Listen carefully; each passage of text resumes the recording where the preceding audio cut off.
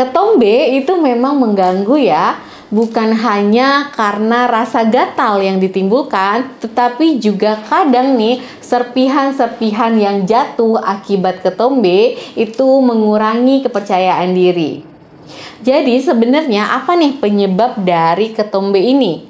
Apakah salah satunya karena kita jarang keramas? Yuk simak video berikut ini.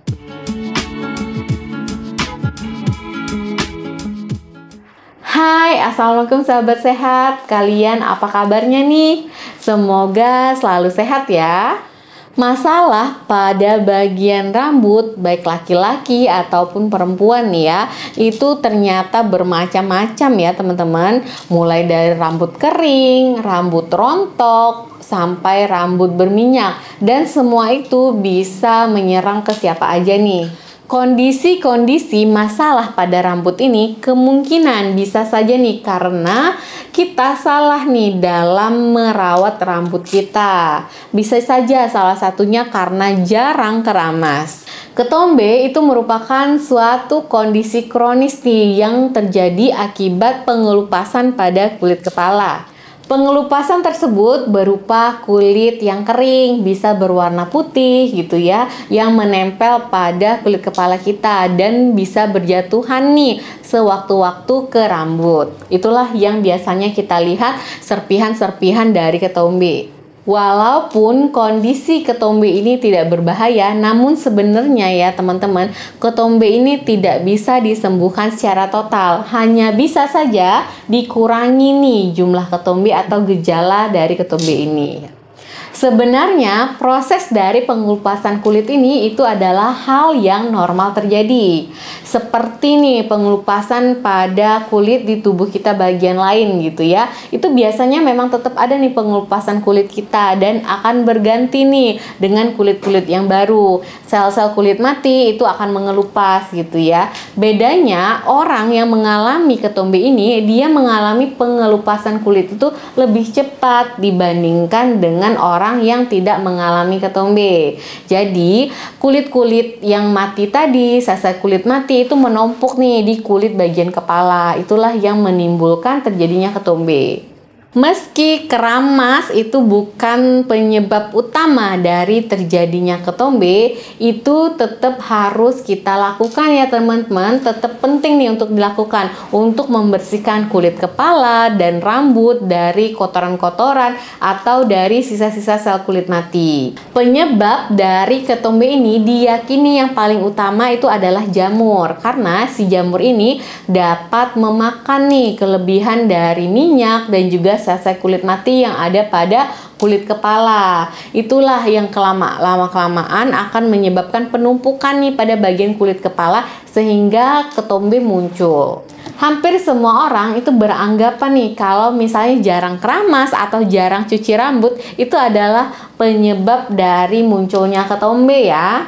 Namun itu tidak sepenuhnya benar ya teman-teman. Jadi ada hal-hal nih yang harus diperhatikan. Keperluan untuk mencuci rambut atau keramas itu tergantung dengan kebutuhan orang itu masing-masing dan tergantung dari jenis rambut dan juga jenis kulit kepala mereka. Misalnya nih, orang yang memiliki kulit kepala berminyak itu biasanya akan lebih sering nih untuk dilakukan cuci kepala atau keramas dibandingkan dengan orang-orang yang memiliki kulit kepala yang normal. Sebenarnya kulit kepala kita ini memproduksi minyak kan untuk menjaga kelembaban dari kulit kepala itu sendiri. Jadi kalau misalnya jarang dibersihkan atau jarang keramas, maka akan membuat rambut menjadi lepek, kemudian kotor, dan juga mungkin akan ada timbul bau ya.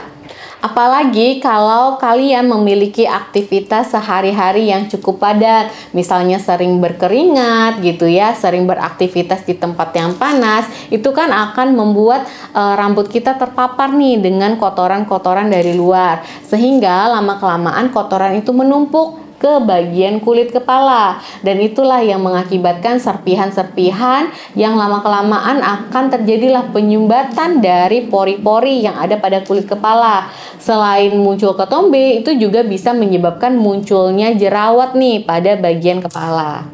Selain itu juga, apabila jarang mencuci rambut, maka minyak dan sel-sel kulit mati itu lama-kelamaan akan menumpukan di kulit kepala. Itu menjadi salah satu makanan favorit untuk jamur, sehingga jamur akan lebih aktif nih berkembang biak di sana gitu ya, dan ketombe pun akan terus muncul. Namun, teman-teman jangan salah paham juga ya. Bukan berarti kalian boleh sering-sering nih mencuci rambut atau keramas rambut kalian. Apalagi jika menggunakan sampo atau untuk sabun kepala gitu ya. Karena apabila terlalu sering dilakukan malah mungkin bisa membuat rambut dan kulit kepala itu menjadi kering akibat adanya zat-zat kimia seperti surfaktan yang terkandung di dalam sampo ataupun sabun kepala itu.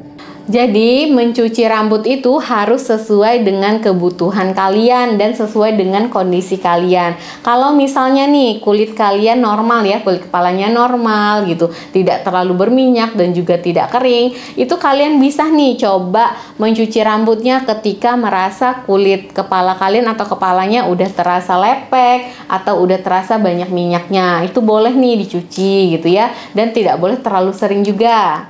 Sedangkan untuk teman-teman yang memiliki rambut yang lebih tebal dan juga rambutnya berketombe, itu boleh nih lebih sering untuk melakukan cuci kepala atau keramasnya, karena itu kan kotorannya akan menumpuk lebih cepat nih dibandingkan orang-orang dengan kulit kepala yang normal. Kalian juga bisa menggunakan sampo atau produk-produk untuk mencuci rambut kalian yang dijual di pasaran yang mengandung anti ketombe atau anti dandruff gitu ya. Itu bisa kalian gunakan nih sebagai samponya. Namun teman-teman, kalau misalnya nih kalian sudah menjaga kebersihan dan juga menjaga kelembaban dari kulit kepala kalian, tetapi ketombenya masih tetap muncul, kalian boleh langsung segera periksakan ke dokter umum atau ke dokter kulit juga bisa.